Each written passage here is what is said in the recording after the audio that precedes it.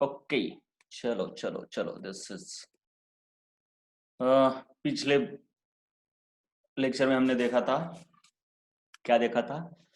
अलग अलग टाइप्स के रिएक्शन, डिकम्पोजिशन, डिस्प्लेसमेंट, उसके बाद और कौन सी थी? Disproportionation, right.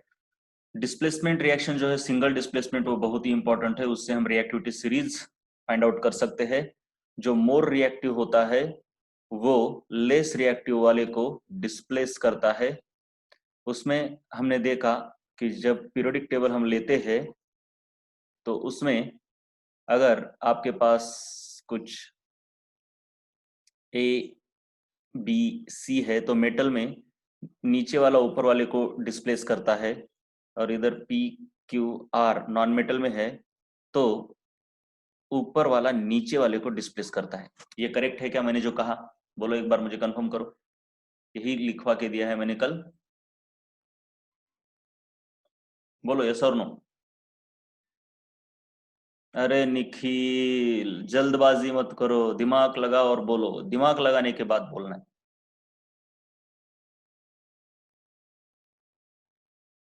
हम्म।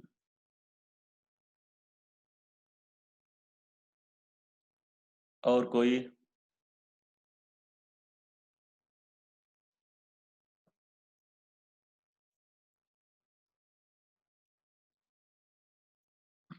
और कोई? मैंने जो बोला वो सही है या गलत है? कल पढ़ा होगा ना बेटे? देखो आप लोग नहीं, प्लीज बताओ, चलो कम ऑन।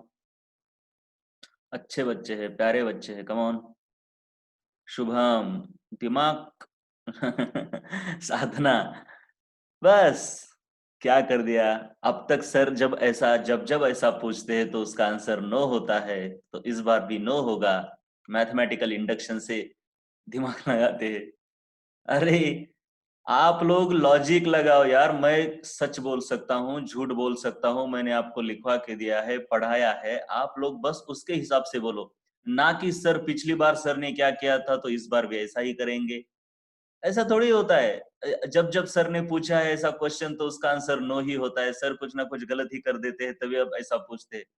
ये किस तरीके की पढ़ाई तुम लोग कर रहे हो, मुझे ये बताओ। ये किस तरीके की है? This is the worst level of study.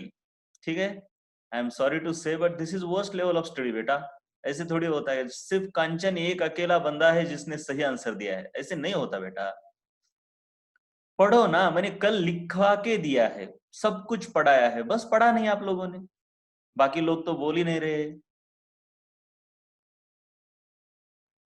हम्म। सही है या नहीं? अरे जो मैंने लिखा है वो सही है बेटे, सही है ना? एक तो आप लोग आगे नहीं हो, मेरा खुद का गुस्सा खुद के ऊपर निकल रहा है। लैपटॉप को भी नहीं फोड़ सकता। अच्छी बात है। ये ऑनलाइन की एडवांटेज बोले या डिसएडवांटेज, आई डोंट नो। लेकिन मैंने बोला था ना कि आप दिमाग लगाओ। आप ऐसा मत करो कि मैंने क्या कहा था। ये बहुत ही गलत तरीका है बेटा। अब मेरा काम है आपको बताना, बस इतना ही कर सकता हूँ। ये गलत तरीका है। और ऐसा नहीं कि कोई भी बोल रहा है, अच्छे अच्छे लोग भी ऐसा कर रहे हैं, अच्छे अच्छे लोग भी। जब अच्छे अच्छे लोग ऐसा कर रहे हैं तो फिर एवरेज स्टूडेंट का क्या होगा? छोड़ दो, चलो। मैंने ये जो बताया है ये सही है बेटा। मेटल में नीचे वाला ऊपर वाले को डिस्प्लेस करता है, और ये ऊपर वाला नीचे वाले को डिस्प्लेस करता है। आप लोग ना सट्टा मत खेलो मेरे साथ, सट्टा। आप सट्टा खेल रहे हो, है ना? आपको स्टडी करके बताना है, मैं क्या बोलता हूं ऐसा मत करो। अब मेटल में ऊपर वाले ऑक्सीडाइजिंग एजेंट है, और नॉन मेटल में भी ऊपर वाले ऑक्सीडाइजिंग एजेंट है। क्या ये बात सही है या गलत है? Come on. मतलब दोनों सेंटेंसेस जो मैंने बोले, यहाँ पे भी ऊपर वाला ऑक्सीडाइजिंग एजेंट है, यहाँ पर भी ऊपर वाला ऑक्सीडाइजिंग एजेंट है। यस और नो? अब तो लोग आंसर भी नहीं देंगे क्योंकि नाम लिए जा रहे हैं। चलो नाम नहीं लेता, बस आंसर दे दो। सही है, ठीक है। दिस इज नॉट रॉन्ग, सही है। ऊपर वाला हमेशा ऑक्सीडाइजिंग एजेंट है। देखो कंफ्यूज इसलिए हो रहे हो कि आप लोगों ने डेप्थ में पढ़ाई नहीं की, ठीक है, इसमें कोई बहुत बड़ी बात नहीं है कि ये कंसेप्ट है, बस आपको एक बार ठीक से देखना है। जो मोर रिएक्टिव है वो लेस रिएक्टिव को डिस्प्लेस करता है। ठीक है, बात सिर्फ होती है ये कि मेटल्स में रिड्यूसिंग एजेंट ऑक्सीडाइजिंग एजेंट को डिस्प्लेस करता है, और नॉन मेटल्स में ऑक्सीडाइजिंग एजेंट रिड्यूसिंग एजेंट को डिस्प्लेस करता है। लेकिन हमेशा ऊपर वाला ऑक्सीडाइजिंग एजेंट रहेगा और नीचे वाला रिड्यूसिंग एजेंट रहेगा।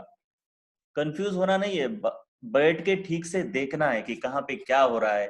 मैंने रिएक्शन भी लिख के दी है आपको, ठीक है ना। कंफ्यूज इसीलिए होता है क्योंकि वो आप लोग घर पे बैठ के थोड़ा रिपीट नहीं करते, उसको रिपीट करना पड़ता है बेटा। ठीक है, मेटल में क्या होता है, अब मैं डायरेक्ट आयन के फॉर्म में लिखता हूं। अगर ये Br माइनस है, मतलब सोडियम के साथ है ये, तो डायरेक्टली मैं Br माइनस लिखता हूं। ये जब यानी Br हम लिखते हैं तो ये यानी प्लस और Br माइनस होता है। जब इसकी रिएक्शन क्लोरीन के साथ होती है तो ये NaCl फॉर्म होता है। ये नॉन मेटल के केस में ऐसे होता है, और ये Br2 फॉर्म हो गया। तो सिंपल सी बात है, इसका ऑक्सीडेशन नहीं रिडक्शन हो गया, देखिए, इसलिए ऑक्सीडाइजिंग एजेंट है। और पीरियोडिक टेबल में ये ऊपर है, chlorine is above the bromine, so bromine को क्लोरीन ने डिस्प्लेस किया। और नॉन मेटल में ऊपर वाले ज्यादा रिएक्टिव होते हैं, मेटल में नीचे वाले ज्यादा रिएक्टिव होते हैं। सोडियम से ज्यादा पोटेशियम रिएक्टिव होगा, तो पोटेशियम सोडियम को डिस्प्लेस करेगा, दिख रहा है ना। लेकिन ऊपर वाला हमेशा ऑक्सीडाइजिंग एजेंट है, इधर भी इधर भी। ठीक है, ऊपर वाला हमेशा ऑक्सीडाइजिंग एजेंट है। यहाँ पे देखो ना, ये रिएक्शन दिख रही है, इसका क्या हुआ है, डिस्प्लेस रिडक्शन हुआ है, तो ये ऑक्सीडाइजिंग एजेंट हुआ। जिसने डिस्प्लेस किया वो पीरियोडिक टेबल में यहाँ पे ऊपर है। और नॉन मेटल में क्या है, मान लो NaCl और पोटेशियम। मेटल में क्या है देखते हैं, नॉन मेटल में तो ऊपर देख लिया ये, अब मेटल में तो क्या होता है, KCl फॉर्म होगा और सोडियम। तो के ऊपर 0 था, तो क्या हुआ इसका ऑक्सीडेशन, तो ये हो गया रिड्यूसिंग एजेंट। तो रिड्यूसिंग एजेंट ने ऑक्सीडाइजिंग एजेंट को डिस्प्लेस किया। लेकिन ये रिड्यूसिंग एजेंट है, ये ऑक्सीडाइजिंग एजेंट है, लेकिन ऑक्सीडाइजिंग एजेंट मेटल हो या नॉन मेटल हो, दोनों में ऊपर ही है। डिफरेंस क्या है, यहाँ नीचे वाला ऊपर वाले को डिस्प्लेस करता है, यहाँ ऊपर वाला नीचे वाले को डिस्प्लेस करता है। यहाँ नीचे वाला मोर रिएक्टिव है, यहाँ ऊपर वाला मोर रिएक्टिव है। तो ये ना लॉजिक की बातें हैं, इसको रट्टा नहीं मारा जा सकता। ठीक है, समझ में आया अब। हाँ, कंफ्यूजिंग है तो उसीलिए ये देखो, कंफ्यूजिंग का मतलब क्या होता है, देखो, ना समझना और कंफ्यूज होना, इसमें फर्क है। जब आप शुरू शुरू में बाइक चलाते हो तो बहुत कंफ्यूज होता है, राइट। तो कंफ्यूज होता है तो आपको उसकी प्रैक्टिस करनी पड़ती है। क्या कंफ्यूज होता है कि क्लच कब दबाए, एक्सेलरेटर कब, और गियर कब। या फिर आप जब साइकिल चलाते हो तब भी ऐसा ही होता है, कंफ्यूजिंग होता है किधर कैसे बैलेंस करें, लेकिन प्रैक्टिस के बाद आ जाता है। मेटल नॉन मेटल आपको एक बार लिखना होगा, बैठ के ऐसा लिखना होगा बहुत आराम से। मैंने बहुत अच्छे से बताया आपको, ये पीरियोडिक टेबल ऐसे निकाल के दिया था मैंने। यहाँ पे सोडियम और पोटेशियम लिया, यहाँ पे क्लोरीन और ब्रोमीन लिया। बस मेटल में क्या हुआ होता है, मैंने बोला था, ये नीचे वाला ऊपर वाले को डिस्प्लेस करेगा और ये ऊपर वाला नीचे वाले को डिस्प्लेस करेगा। तो यहाँ नीचे वाला मोर रिएक्टिव है, यहाँ ऊपर वाला मोर रिएक्टिव है। लेकिन ऑक्सीडाइजिंग एजेंट यहां भी ऊपर ही है, यहां भी ऊपर ही है। बस इतने ही कंसेप्ट है। अब कोई प्रॉब्लम है क्या, देखो, राइट। ऑक्सीडाइजिंग एजेंट दोनों के ऊपर है, लेकिन मोर रिएक्टिव वाला और डिस्प्लेस करने वाला उल्टा है। ये ना ऐसे डायग्राम लिखनी पड़ती है, जब आपके नोट्स में नहीं है तो मैंने पढ़ाते वक्त तो लिखा है, अगर नोट्स में नहीं है तो आपको बस उसको अपग्रेड करना है, ऐसे डायग्राम वहां पे डाल लो, सिंपल सी बात है। डायग्राम डाल दोगे तो सिंपल हो जाएगा, आपको कोई टेंशन भी नहीं आएगा, राइट।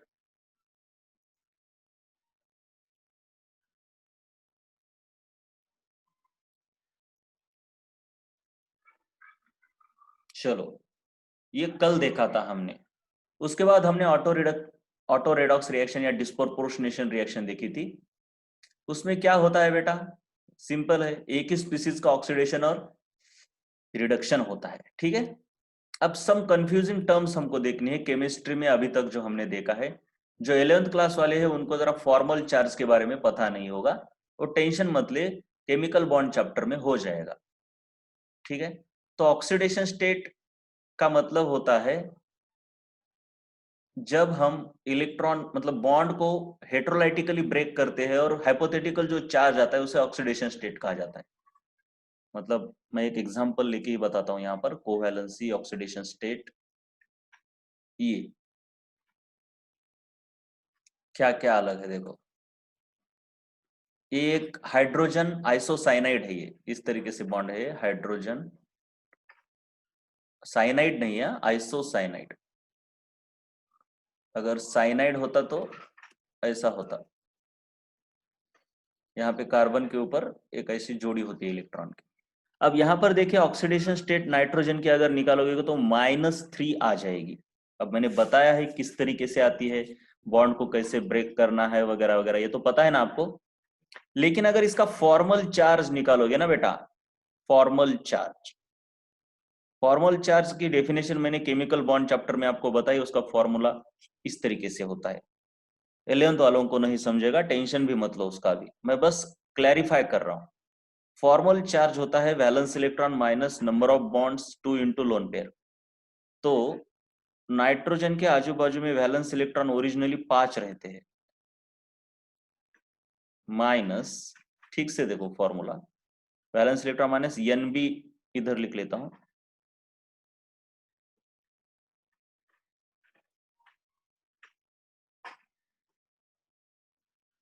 तो नंबर ऑफ बॉन्ड्स कितने किए हैं इसने, नाइट्रोजन ने, टोटल यहाँ पे 3 और यहाँ पे 1, 4 plus 2 multiplied by lone pair, carbon nitrogen के ऊपर एक भी लोन पेयर नहीं है, so 0। So 5 minus 4 is equal to 1। This is the formal charge. ये फॉर्मल चार्ज क्या होता है, 11th वालों को बॉन्ड चैप्टर में समझेगा। मुझे बस बताना है कि थोड़ा कंफ्यूज होता है, लोगों को लगता है ऑक्सीडेशन स्टेट मतलब वैलेंसी, वैलेंसी मतलब ही सब कुछ है, ऐसा नहीं, अलग अलग चीजें हैं, ठीक है। तो फॉर्मल चार्ज इस तरीके से कैलकुलेट होता है। कभी कभी हो सकता है कि ये दोनों सेम भी आ जाए, कोई फर्क नहीं पड़ता, सेम आ भी सकते हैं, लेकिन ये एक्चुअली डिफरेंट थिंग्स है। कोवैलेंसी क्या होती है, कोवैलेंसी मतलब उसने कितने कोवैलेंट बॉन्ड बनाए। इसमें अगर देखा जाए तो उसने 1 2 3 4, नाइट्रोजन ने 4 कोवैलेंट बॉन्ड बनाए हैं, इसलिए इसकी कोवैलेंसी इस मॉलिक्यूल में 4 है। वही अमोनिया में कोवैलेंसी 3 है, अमोनिया में कोवैलेंसी कितनी है, 3 है, राइट। इस तरीके से मतलब जितने कोवैलेंट बॉन्ड बनाता है यूजुअली 3 बनाता है, लेकिन कभी कभी कोऑर्डिनेट बॉन्ड मिला के 4 भी बना सकता है। तो ये हो गई कोवैलेंसी। और वैलेंसी क्या होती है, वैलेंसी जो 10th क्लास में हुआ है आपको, कितने हाइड्रोजन के साथ वो कंबाइन होता है, 3 हाइड्रोजन के साथ कंबाइन होता है, इसलिए इसकी ये वैलेंसी 3 है, ठीक है। आपको पता है ना वैलेंसी 1 से लेकर 4 तक बढ़ती है, फिर 4 से 0 तक जाती है। सो oxidation state, formal charge, covalency and valency, ये चीजें अलग अलग है। क्या आपको ये समझ में आया, रिलेटेड लगती है लेकिन अलग अलग है। बोलो एक बार, फटाफट बोला करो। ऑक्सीडेशन स्टेट आपको नहीं समझेगा, जो नए लोग हैं वो ऑक्सीडेशन स्टेट के बारे में टेंशन, ये इसके बारे में, फॉर्मल चार्ज को छोड़ दो, फॉर्मल चार्ज नहीं समझा तो टेंशन मत लो। लेकिन कोवैलेंसी, वैलेंसी और ऑक्सीडेशन स्टेट, ऑक्सीडेशन स्टेट तो पता है आपको क्या है कि किस तरीके से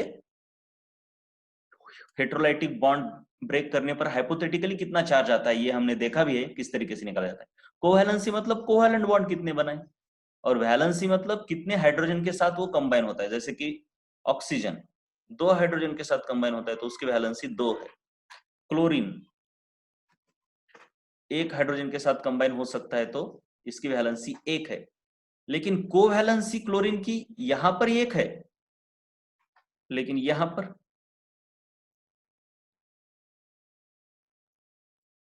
3 है। अब वैसे देखा जाए तो कोवैलेंसी और वैलेंसी ये रिलेटेड कंसेप्ट है, कंप्लीटली रिलेटेड। लेकिन एग्जैक्टली बोला जाए तो यहाँ पर इसकी 3 जो बॉन्ड बनाए उसको कोवैलेंसी बोला जाता है, ठीक है। एग्जैक्टली बोला जाए तो मतलब आपने 10th क्लास तक जो वैलेंसी पढ़ी थी उसी को थोड़ा एक्सटेंड करके आप कोवैलेंसी याद रखो। अभी जितने बॉन्ड बनाता है उतनी उसकी कोवैलेंसी है, जितने बॉन्ड बनाएगा उतनी उसकी कोवैलेंसी, बस इतना याद रखो। ये हो गया। अब ये बहुत ही इंपॉर्टेंट है, चलो अब ये वाला बहुत इंपॉर्टेंट है। यहां से आगे शुरू होती है बैलेंसिंग ऑफ रेडॉक्स रिएक्शन।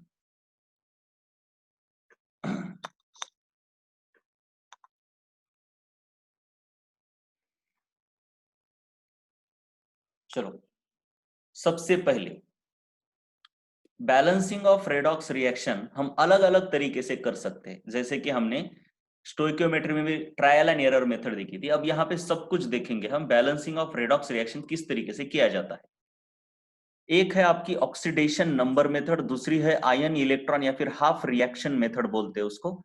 ये ज्यादा इंपॉर्टेंट है, इस पर हम ज्यादा फोकस करेंगे। लेकिन रेडॉक्स रिएक्शन को बैलेंस करने से पहले कुछ बेसिक चीजें हमको पढ़नी है, फंडामेंटल चीजें, जिसकी बुनियाद पर हम इसको पढ़ सकते हैं। स्पेक्टेटर आयन क्या होता है? वो ऐसा आयन है जिसका रिएक्शन में ऑक्सीडेशन स्टेट चेंज नहीं होती, ऐसा आयन जिसकी रिएक्शन में ऑक्सीडेशन स्टेट चेंज नहीं होती। फॉर एग्जाम्पल, चलिए मैं जरा यहाँ पे लिख देता हूं, ठीक थे अभी अच्छे से आपको मैं समझाता हूं यहाँ पे जरा। चलो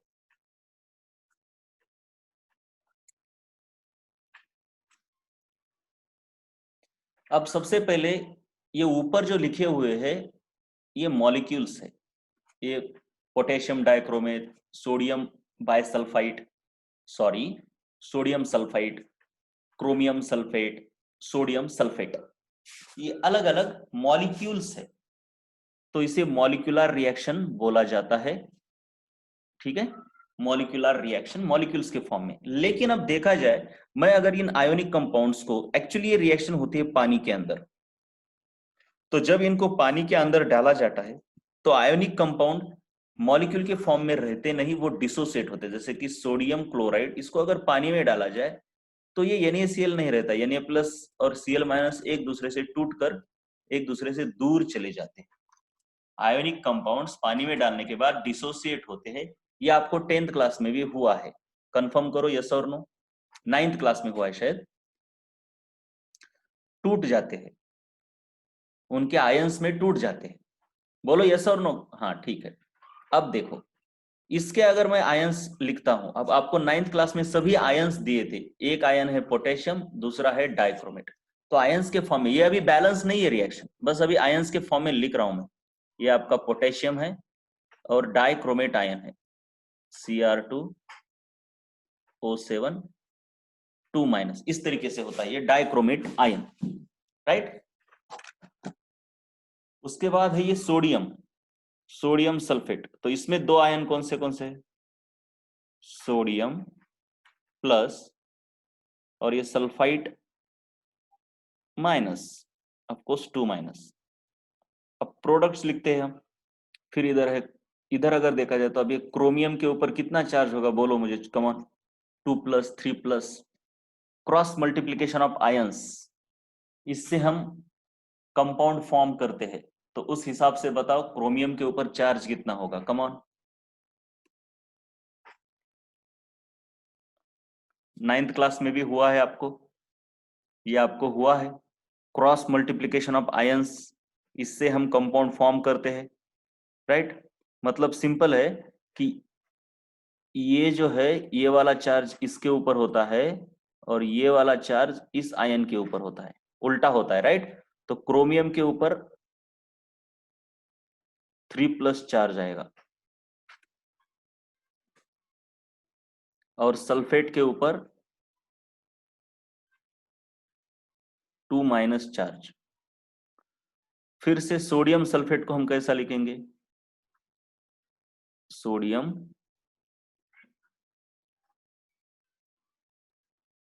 सल्फेट। चलिए अब अगर पूरी रिएक्शन को आपने देखा ठीक तरीके से, तो इसमें कुछ आयंस ऐसे हैं कि जिनमें चेंज हुआ है, लेकिन कुछ लोग ऐसे जिनमें कोई चेंज नहीं, जैसे रिएक्टेंट में थे वैसे ही प्रोडक्ट में है। जैसे कि देखो ये वाला पोटेशियम, इधर भी K+ है। अरे इधर गलती क्या हो गई, हाँ पोटेशियम नहीं लिखा क्या, पोटेशियम यहाँ पे लिखना चाहिए, इस बंदे ने नहीं लिखा। पोटेशियम इसके साथ ना और एक फॉर्म होता है, वो है पोटेशियम सल्फेट बेटा, पोटेशियम सल्फेट K2SO4। तो यहाँ पे आ गया पोटेशियम, ठीक है। तो ये पोटेशियम जैसा था वैसा ही है। फिर सोडियम Na+ ही था, Na+ ही है, लेकिन इसमें बदलाव हुआ है। सल्फाइड का सल्फेट हुआ है, 2 बार 3 बार लिखने से कोई फर्क नहीं पड़ता, लेकिन चेंज हुआ है। इसमें भी बदलाव हुआ है, डाइक्रोमेट था, सिर्फ क्रोमियम में चेंज हुआ है। तो अगर आप ठीक तरीके से देखो तो एक्चुअली पानी के अंदर ये ऐसे टूटे हुए ही होते हैं, ये ऐसे थोड़ी होते, ऐसे तो नहीं होते। तो कुछ आयंस ऐसे हैं कि जो रिएक्शन में पार्ट ले रहे हैं, जो ऐसे भी है रिएक्शन में पार्ट नहीं ले रहे।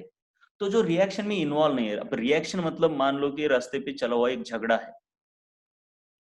तो झगड़े में आपने देखा होगा कि कुछ लोग एक्चुअली पार्ट लेते हैं, झगड़ा करते होते हैं, राइट, लड़ाई कर रहे होते हैं, एक दूसरे को मार रहे हैं, और कुछ लोग देख रहे होते हैं, उसमें पार्ट नहीं लेते, not participants, not taking part. तो जो झगड़ा करते हैं उनको रिएक्टिंग स्पीसीज बोलेंगे, वो रिएक्ट कर रहे हैं एक साथ, एक दूसरे के साथ। और जो पार्ट नहीं ले रहे, बस देख रहे हैं, देखने वालों को बोला जाता है स्पेक्टेटर। उनमें कोई फर्क नहीं पड़ता, वो जैसे थे वैसे ही रहते, स्पेक्टेटर।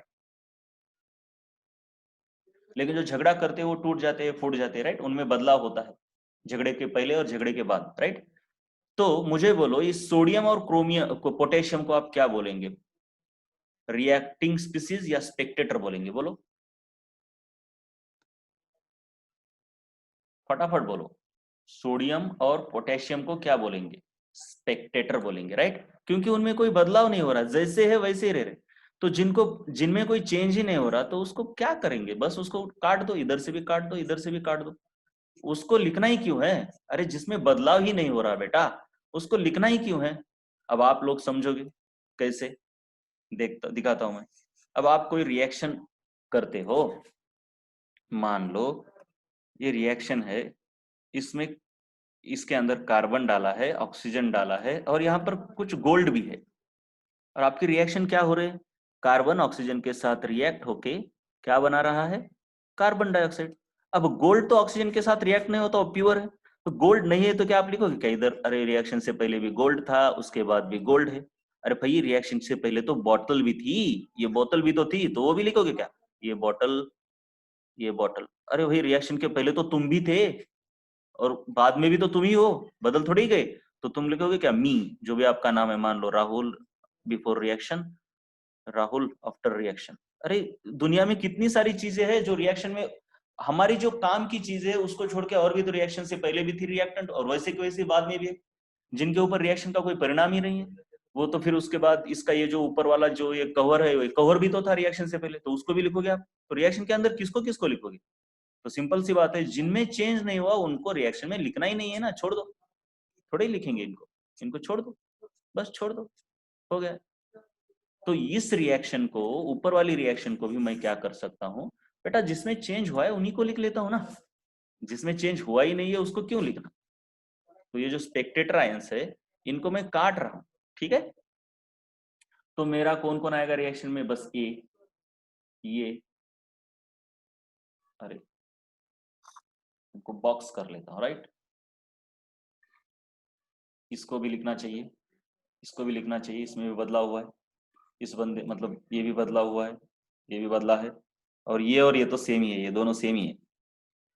तो मैं एक्चुअली क्या लिख सकता हूं, ये पूरी रिएक्शन इतना सारा लिखने की जगह पर सिर्फ लिखूंगा Cr2O7 2 minus plus SO3 2 minus gives Cr3 plus plus SO4 2 minus. तो ये जो ऊपर वाली रिएक्शन थी पूरी की पूरी, इसमें से मैंने ना जो बिना काम की चीजें उनको हटा दिया, उनको मतलब स्पेक्टेटर आयंस को हटा दिया, और सिर्फ उन आयंस को लिखा जो चेंज हो रहे। तो ऐसी रिएक्शन को कहते हैं आयोनिक रिएक्शन, जिनमें स्पेक्टेटर आयंस नहीं होते। और इस वाली रिएक्शन को कहा जाता है, ये जो वाली ये वाली जो रिएक्शन है, इसे मॉलिक्यूलर रिएक्शन, क्योंकि ये मॉलिक्यूल्स के फॉर्म में लिखी। So have you got the difference between molecular reaction and what, ionic reaction? बोलो, क्या आपको डिफरेंस समझ में आया? मॉलिक्यूलर रिएक्शन और आयोनिक रिएक्शन में क्या डिफरेंस है?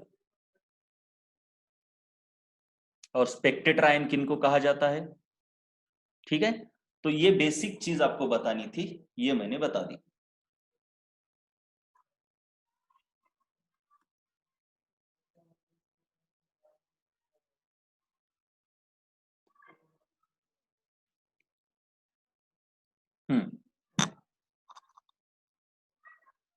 तो यहां पे क्या दिया है? Right the net ionic equation for the reaction of, देखो आपको ऐसे वर्ड्स में दिया जाएगा। ठीक है, एक मिनट रुको। आपको ऐसे शब्दों में दिया जाएगा।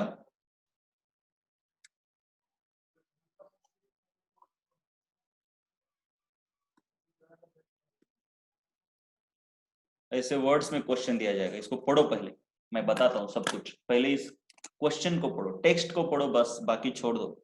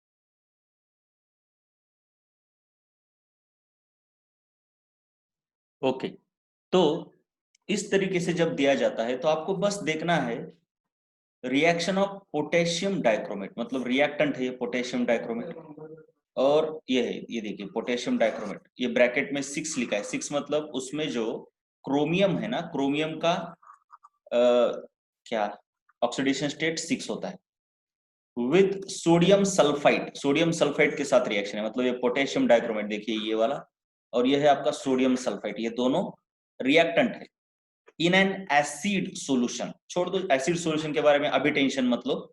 टू गिव क्रोमियम 3 आयन, मतलब अब क्रोमियम 3 आयन देता है, लेकिन एक्चुअली बोलना चाहिए, ठीक है, एक्चुअली क्रोमियम सल्फेट, अब छोड़ो, आपको ये तो समझेगा ना, यहाँ पे क्रोमियम सल्फेट ही देना चाहिए, क्रोमियम सल्फेट देना चाहिए, क्रोमियम 3 सल्फेट, और सल्फेट आयन के लिए सोडियम सल्फेट ऐसा देना चाहिए।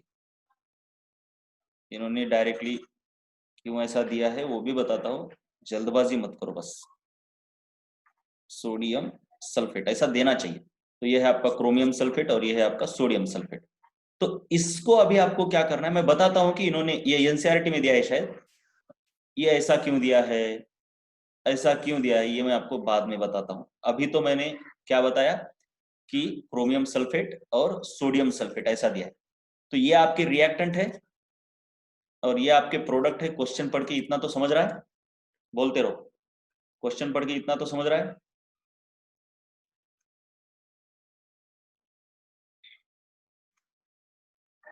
राइट। अब ये है आपकी मॉलिक्यूलर रिएक्शन, ठीक है। अब इस मॉलिक्यूलर रिएक्शन को आयोनिक रिएक्शन में कन्वर्ट करना है, मतलब मुझे पता है अगर इनको मैं आयंस के फॉर्म में लिखता हूं तो ये जो पोटेशियम है ये किसी काम का नहीं है, तो इसको कैंसिल करना होगा। फिर ये सोडियम भी है, वो भी कैंसिल हो जाता है।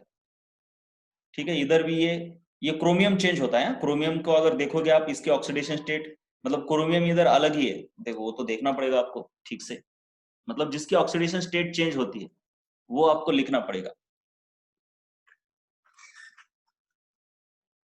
ये डायरेक्ट जरा लिखा है इसने, मैं इसको थोड़ा इलेबरेट करता हूँ।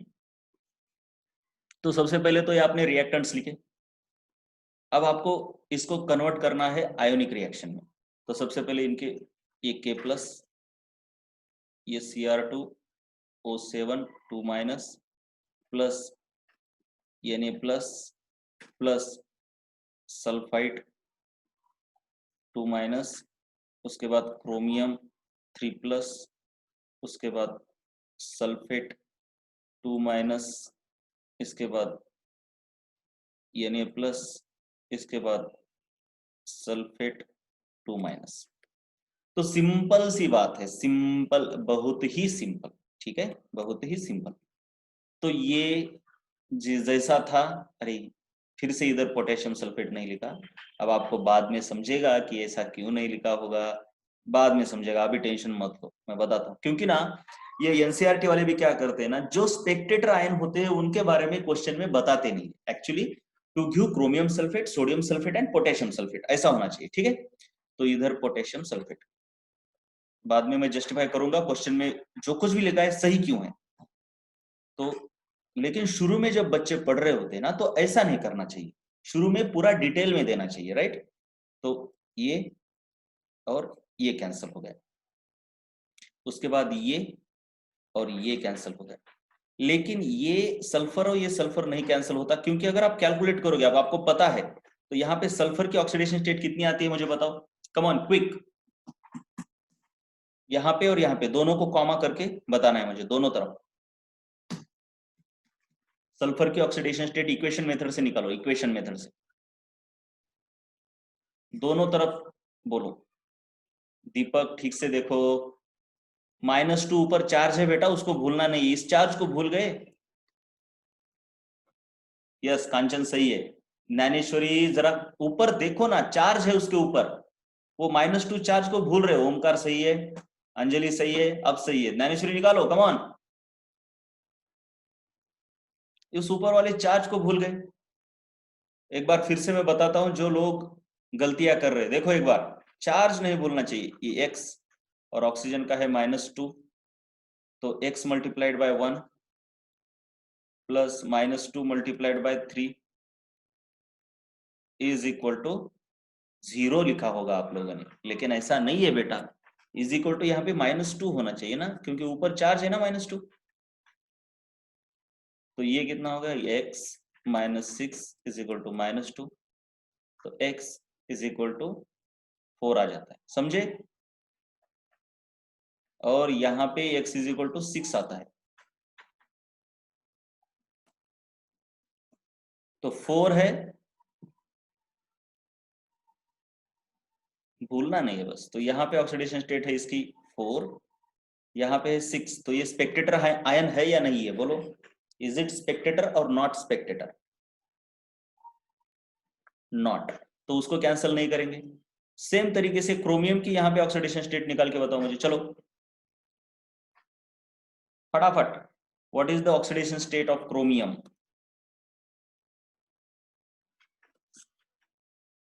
फटाफट, यस बहुत अच्छे, यहाँ पे है 6, 6 ठीक है ठीक है, सादा, हाँ बराबर, बिल्कुल सही है, 6 है, बिल्कुल सही है, 6। और इधर देखोगे तो इधर तो +3 है, डायरेक्टली कुछ देखने की जरूरत ही नहीं है, डायरेक्ट उसका चार्ज है। तो क्रोमियम भी स्पेक्टेटर नहीं है, तो क्रोमियम को भी कैंसिल नहीं करना है, तो कैंसिल करना है पोटेशियम और सोडियम को। बाद में पता चलेगा हमेशा इनको कैंसिल ही करना पड़ता है, क्योंकि इनकी ऑक्सीडेशन स्टेट हमेशा हमेशा +1 ही रहती है, पहले ग्रुप के मेटल्स और दूसरे ग्रुप के मेटल्स, बहुत ही मतलब उनकी ऑक्सीडेशन स्टेट कभी चेंज नहीं होती। तो सिंपल सी बात है यार, क्या करूं, अब स्पेक्टेटर आयंस को हटाओ और जो काम के आयन है उनको ही लिखो। तो ये देखो, ये क्रोमियम, सॉरी डाइक्रोमेट आयन, और कौन है ये, और सल्फाइड आयन, और इधर कौन बचा, क्रोमियम 3+, और इधर बचा सिर्फ सल्फेट। दोनों को मिला के मैं एक ही बार लिखता हूँ, बैलेंस तो करना है नहीं, इसको और इसको दोनों को एक ही बार लिखा, दो बार लिखने की जरूरत नहीं है। तो ये हो गई आपकी कौन सी रिएक्शन, ये हो गई आपकी आयोनिक रिएक्शन, राइट।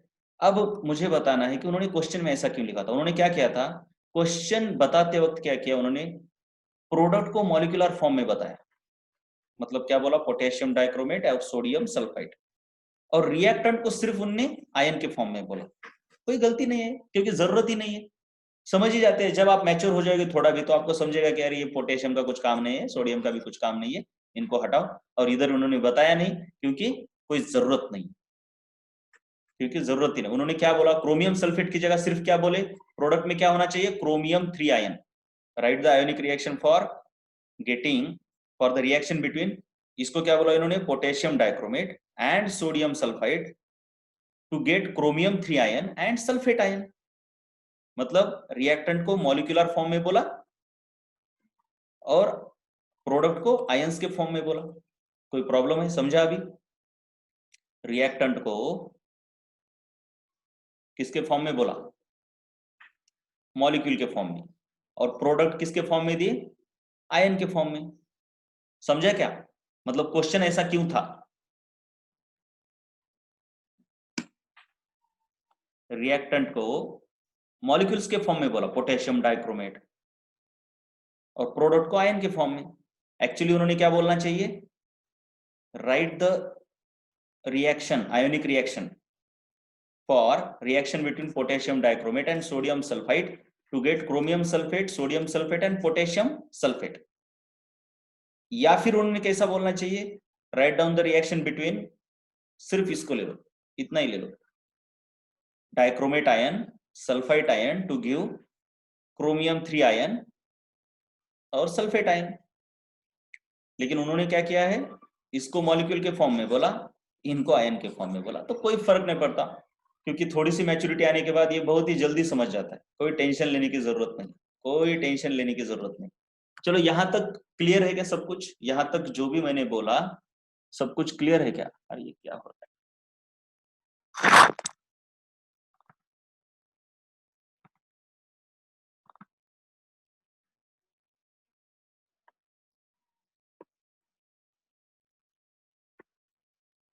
एक मिनट रुको।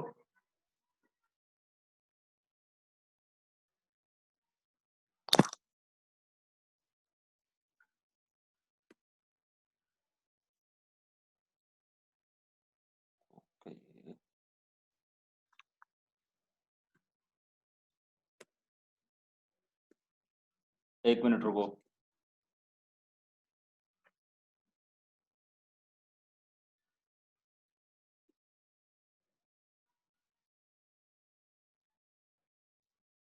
ठीक है,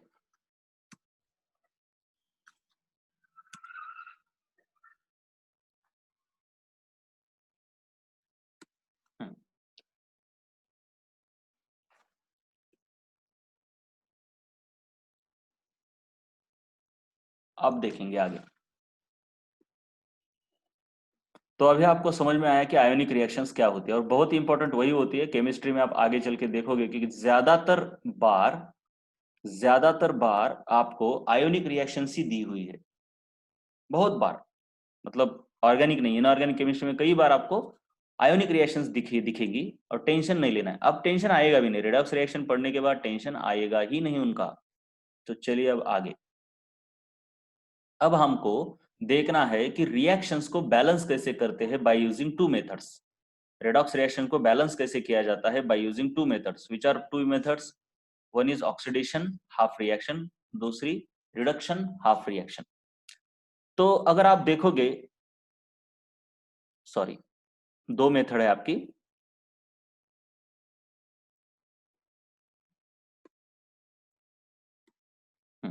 इधर देखिए, एक कौन सी है, ऑक्सीडेशन नंबर मेथड, दूसरी है आयन इलेक्ट्रॉन मेथड। हम ये वाली नहीं देखेंगे, कोई जरूरत नहीं है इसकी, लेकिन एक एग्जांपल बाद में लूंगा इसका। लेकिन दो दो मेथड जब आप देखोगे तो बहुत कंफ्यूज हो जाओगे, राइट। तो इसके लिए पहले हम आयन इलेक्ट्रॉन मेथड पर फोकस करेंगे, बहुत ज्यादा इंपॉर्टेंट है, इसी का हमको यूज भी है। तो बहुत ज्यादा इसी पर फोकस करेंगे, और इसको पढ़ाने के बाद इसका एक एग्जांपल लूंगा, लेकिन अगर कंफ्यूज हो रहा है तो छोड़ दो उसको, मारो गोली, क्योंकि जरूरत भी नहीं। एक मेथड आई, बस हो गया। तो आयन इलेक्ट्रॉन मेथड, दोनों से आंसर तो एक ही आने वाला है। तो अब आयन इलेक्ट्रॉन मेथड हम ठीक से देखेंगे रेडॉक्स रिएक्शन को बैलेंस करने के लिए, राइट। तो ये है आपकी रेडॉक्स रिएक्शन। यहाँ पे क्वेश्चन क्या है, ये इसने क्वेश्चन जो दिया है इसको और डिजाइन करना होगा कि भैया right the ionic reaction and balance it, इसी को हम बैलेंस भी करेंगे। इसी रिएक्शन को हम क्या करेंगे, रेडॉक्स रिएक्शन को बैलेंस करेंगे। यहाँ पे ये बैलेंस नहीं है। अब आपको लगता होगा क्या ट्रायल और एरर से बैलेंस कर देते हैं, लेकिन नहीं। जब बड़ी बड़ी रिएक्शंस होती है तब आपको ट्रायल और एरर से बैलेंस नहीं कर सकते आप, आपको बहुत ही परेशानी हो सकती है, बहुत परेशानी हो सकती है, ठीक है। इसलिए हम क्या करेंगे, रेडॉक्स रिएक्शन की दो मेथड से, रेडॉक्स रिएक्शन की दो मेथड से आयोनिक रिएक्शंस को बैलेंस करने के लिए, ऑक्सीडेशन नंबर मेथड और दूसरी है आयन इलेक्ट्रॉन या फिर हाफ रिएक्शन मेथड। तो उसको देखेंगे हम, ठीक है। तो उसको देखने से पहले जो ये ऊपर वाली मॉलिक्यूलर रिएक्शन है उसको पहले नेट आयोनिक रिएक्शन में कन्वर्ट करना पड़ेगा। तो हमने देखा है कि किस तरीके से नेट आयोनिक रिएक्शन में कन्वर्ट किया जाता है। नेट आयोनिक रिएक्शन में कन्वर्ट करने के बाद हम हर एक के नीचे उनके ऑक्सीडेशन स्टेट्स लिखेंगे। ये भी आपको पता है, ये भी आपको पता है किस तरीके से ऑक्सीडेशन स्टेट्स निकाली जाती है और लिखी जाती है। और देखेंगे कि किसका रिडक्शन हुआ है। देखिए क्रोमियम का रिडक्शन हुआ है, देखिए +6 से +3, और सल्फर का ऑक्सीडेशन हुआ है। तो रिडक्शन और ऑक्सीडेशन किसका हुआ है, यहां तक आपको क्लियर है क्या?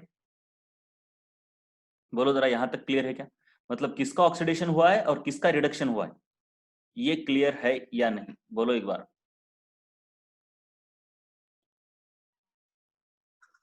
राइट, तो आगे चलेंगे अब।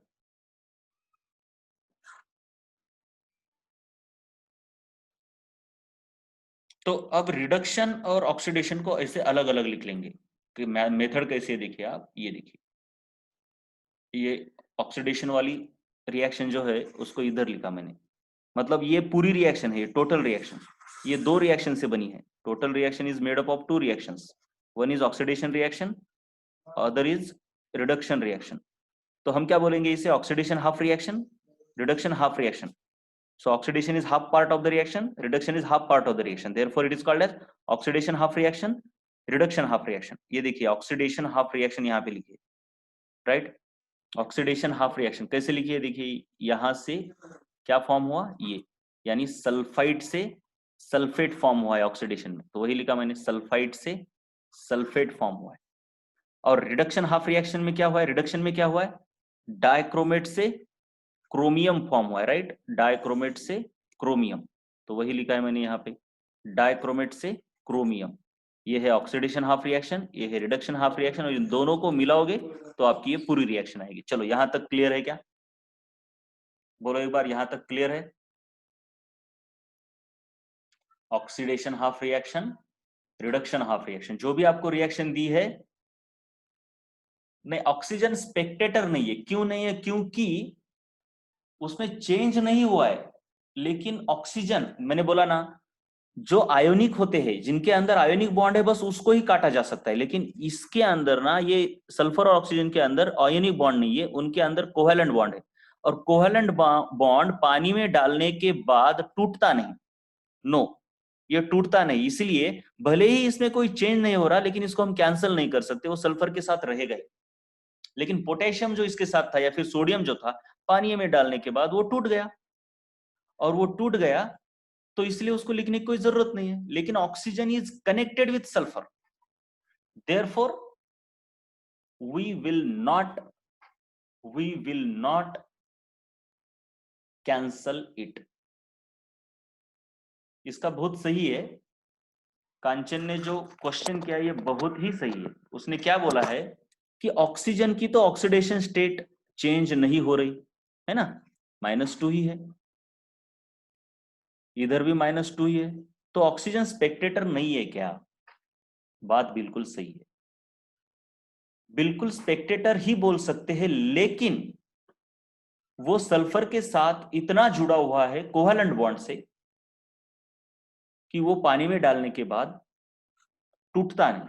मतलब आपके पास क्या था, ये यहाँ पे ये सोडियम सल्फाइड था, राइट? जरा ऊपर देखोगे आप तो ये, और एक बार इसको ओपन कर लेता हूं, राइट? ये देखो, फ्रेशली देखो, कोई टेंशन नहीं, बहुत ही अच्छा क्वेश्चन है वो। देखो ये सोडियम सल्फाइड जो है उसके अंदर से मैंने सोडियम हटा दिया, क्योंकि ये स्पेक्टेटर है, इसमें कोई चेंज नहीं हो रहा। वैसे देखा जाए तो ऑक्सीजन में भी कोई चेंज नहीं हो रहा। क्यों? क्योंकि यहाँ पे भी -2 है, यहाँ पे भी -2 है। लेकिन बेटा ऑक्सीजन को हमने कैंसिल क्यों नहीं किया? क्वेश्चन तो समझ में आया क्या? पहले बोलो, क्वेश्चन समझ में आया? अरे क्वेश्चन समझ में आया क्या? ठीक है, तो उसका आंसर है ये जो सोडियम सल्फाइड है वो कुछ इस तरीके से होता है।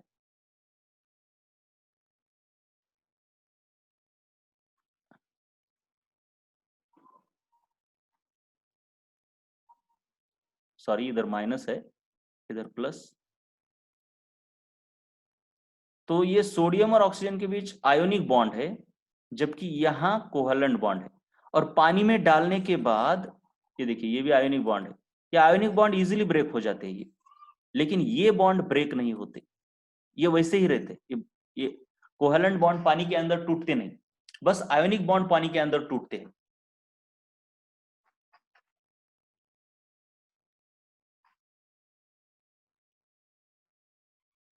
नाही, त्याची ऑक्सिडेशन स्टेट चेंज होत नाहीये बेटा, ऑक्सिजनची सेमच राहिलाय। त्याचा एकदम क्वेश्चन करेक्ट आहे। तुम्ही सोडियमला स्पेक्टेटर का म्हणताय? Why you are calling sodium as a spectator ion? Because the oxidation state of sodium is remaining same. Here it is a +1, here also it is +1. Therefore we are cancelling this. But for oxygen also oxidation state is -2, and here also it is -2. Then why are you not cancelling oxygen as spectator ion? तो मैंने क्या बोला कि sodium ionic bond से connected है, इसलिए पानी में डालने के बाद ये डिसोसिएट हो जाता है कंप्लीटली, इस आयन से दूर चला जाता है, तो इसलिए इसको कैंसिल करो। लेकिन ऑक्सीजन टूटता नहीं, उसके साथ ही चिपका रहता है, इसलिए हम ऑक्सीजन को साथ में ही लेकर चलते हैं। समझ में आया अब कांचन? मतलब पूरे आयन को एक ही समझते, इस मतलब पूरे सल्फेट आयन को एक ही यूनिट समझते हैं, राइट? क्योंकि वो टूटता नहीं। यहां तक क्लियर है? यहां तक क्लियर है? ओके। अब उसके बाद मैंने क्या बोला, इस रिएक्शन को क्या करो आप, ये जो पूरी रिएक्शन है नेट आयोनिक रिएक्शन, इसमें आपको देखना है, इसमें आपको क्या देखना है कि ऑक्सीडेशन किसका हुआ और रिडक्शन किसका हुआ। तो इस क्रोमियम का रिडक्शन हुआ है, अगर आप देखोगे ठीक से, ये क्रोमियम की ऑक्सीडेशन स्टेट +6 से +3 मतलब डिक्रीज हुई ना, तो क्रोमियम का रिडक्शन हुआ। और सल्फर की +4 से +6 हुई, तो क्रोमियम का ऑक्सीडेशन, सॉरी सल्फर का ऑक्सीडेशन हुआ। यहां तक क्लियर है किसका ऑक्सीडेशन हुआ और किसका रिडक्शन हुआ? अरे बेटा ऑक्सिजनची -6 नाहीये रे शुभम, ऑक्सिजनची ऑक्सिडेशन स्टेट -2च आहे की बेटा ऑलवेज। -8 कशी येईल? ते तसं तू टोटल घेतला असता। थांब थांब, let me clear this, let me clear this Shubham, your doubt.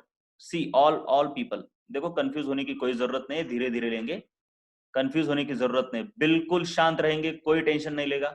इसने क्या किया है यहाँ पे और यहाँ पे क्या किया है, देखो इसने क्या किया, इसका कंफ्यूजन क्या है, सल्फर ऑक्सीजन 3, राइट? इसकी ऑक्सीजन स्टेट +4 है, नो प्रॉब्लम। लेकिन ऑक्सीजन की, एक ऑक्सीजन की -2 है, तो ये इसको लग रहा है कि ऑक्सीजन, इसकी टोटल ऑक्सीडेशन स्टेट कितनी है, 3 × 2 6, मतलब अब हम ऐसा ही करते हैं ना, 3 × 2 6। तो बिल्कुल सही है, ये 3 ऑक्सीजन की मिला के +6 है, लेकिन एक ऑक्सीजन की कितनी है, एक ऑक्सीजन की -2 है। यहां पे भी टोटल चारों की मिला के, दोनों का सॉरी इधर दोनों का मल्टीप्लीकेशन होगा -8, लेकिन ऑक्सीजन की ऑक्सीडेशन स्टेट का मतलब चारों की मिला के नहीं कहते, एक ऑक्सीजन के ऊपर कितना चार्ज होगा, एक अकेले के ऊपर, तो अकेले के ऊपर तो -2 ही होगा। समझ में आया शुभम? ठीक है, ओके। अब चलो चलो चलो, कोई जल्दबाजी नहीं, जल्दबाजी नहीं, टेंशन नहीं, बिल्कुल नहीं। थोड़ी लंबी सी प्रोसेस है और ऑनलाइन चल रहा है, तो हो सकता है कि आप थोड़ा कंफ्यूज हो सकते हो। कोई बात नहीं, कोई बात नहीं, हम बताएंगे, कई बार बताऊंगा मैं। अब देखो, सबसे पहले हमने मॉलिक्यूलर रिएक्शन को आयोनिक रिएक्शन में कन्वर्ट किया, और आयोनिक रिएक्शन में सबकी ऑक्सीडेशन स्टेट लिख ली हमने, सबकी, और देखा कि किसका ऑक्सीडेशन हुआ है, किसका रिडक्शन हुआ है। जिसकी ऑक्सीडेशन स्टेट घटी उसका रिडक्शन, जिसकी बढ़ी उसका ऑक्सीडेशन। यहां तक क्लियर। अब हम इस रिएक्शन को स्प्लिट करके लिख रहे हैं, मतलब रिडक्शन को अलग लिखेंगे, ऑक्सीडेशन को अलग लिखेंगे। तो यहां पे लिखा हुआ है, ये देखिए, ऑक्सीडेशन रिएक्शन को अलग लिखा है। ऑक्सीडेशन क्या है, सल्फाइड से सल्फेट, सल्फाइड से सल्फेट। ये है आपकी ऑक्सीडेशन हाफ रिएक्शन। और ये है आपकी रिडक्शन हाफ रिएक्शन, डाइक्रोमाइड से क्रोमियम आयन। ये देखिए, डाइक्रोमाइड से क्रोमियम आयन, ये है आपकी कौन सी, रिडक्शन रिएक्शन। तो ये ऑक्सीडेशन हाफ रिएक्शन और रिडक्शन हाफ रिएक्शन। चलो, पहले मॉलिक्यूलर रिएक्शन है। मॉलिक्यूलर रिएक्शन को हमने कन्वर्ट किस में किया, आयोनिक रिएक्शन में। आयोनिक रिएक्शन को किस में कन्वर्ट किया हमने, हाफ रिएक्शन में। हाफ रिएक्शन कितनी है, दो है, एक है ऑक्सीडेशन और एक है रिडक्शन। चलो, यहां तक कोई प्रॉब्लम है क्या, यहां तक कोई प्रॉब्लम है क्या, बोलो। इतने स्टेप्स में कोई प्रॉब्लम है क्या, बोलो फटाफट बोलो। Molecular reaction, ionic reaction, half reaction, molecular reaction, ionic reaction, half reaction, molecular reaction, ionic reaction, half reaction. ठीक है। अब जब शुरू किए हैं, अब 11th वालों को कोई लेक्चर तो नहीं है आगे वाला, तो मैं इसको कंटिन्यू करता हूं थोड़ी देर के लिए, क्योंकि कंप्लीट हो जाए तो आपको पूरा मतलब होलिस्टिक व्यू आएगा आपको, राइट। कंप्लीट कर देते इसको ही, मतलब ये जो बैलेंसिंग है उसको ही कंप्लीट कर देते, right. Molecular reaction, ionic reaction, half reaction, अभी तक इतना ही हुआ है, अभी तक इतना ही हुआ है, राइट। अब आगे चलते हैं, अब आगे चलेंगे हम। चलो,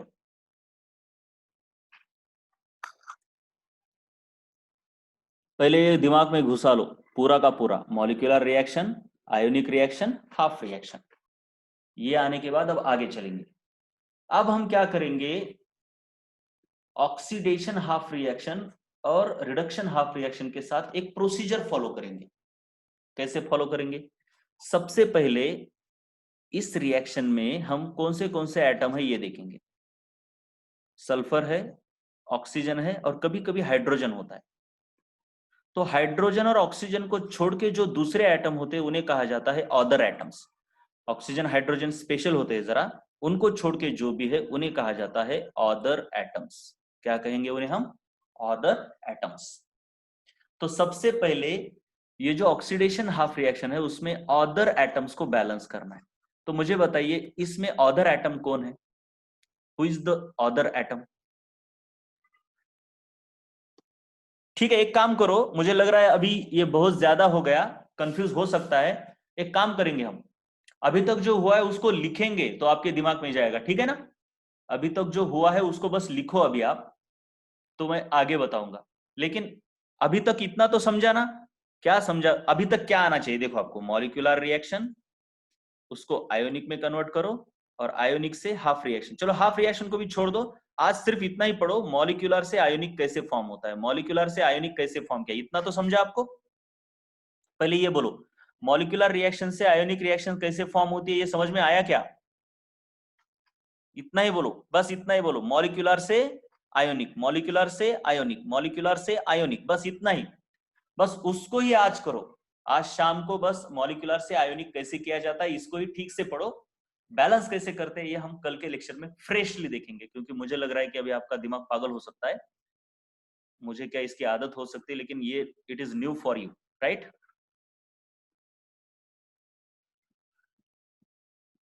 चलिए फिर मीटिंग एंड करता हूं। 12th वाले, आज डाउट लेक्चर है।